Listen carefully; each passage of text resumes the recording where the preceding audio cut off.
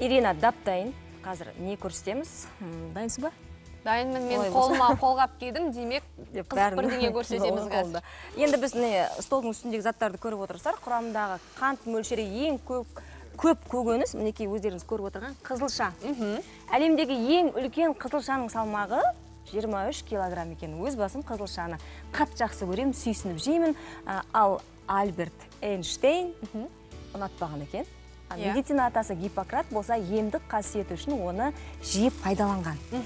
Енді қызылшаны тағамның негізгі бөлігі ретінде ғана пайдаланбай, оның түсін пайдалануға болады. Мінекей бүгін қызылшаны асып, блендерден өткіздік. Міне осындай сұйық болды.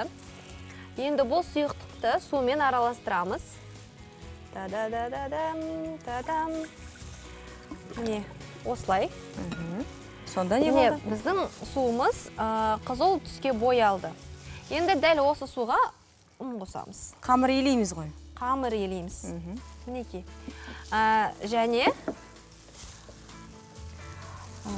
қызылшаны табиғи бояу ретінде пайдаланамыз да.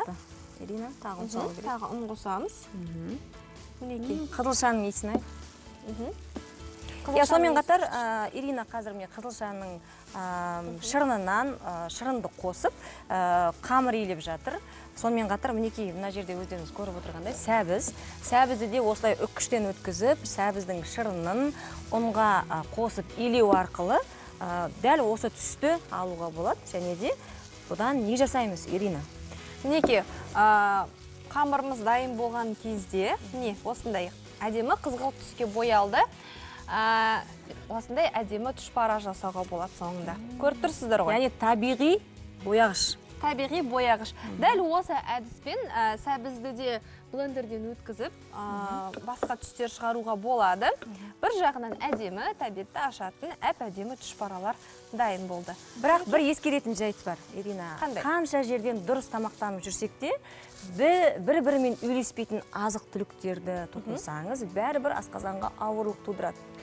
Сонда қандай тағам түрлерін араластыруға болмайды? Оны біз келесі бейне материалдан көрейік. Бір-бірімен үйлеспейтін тағамдар туралы бізге әріптесіміз Нұргүл айтып бермейді, көрейік.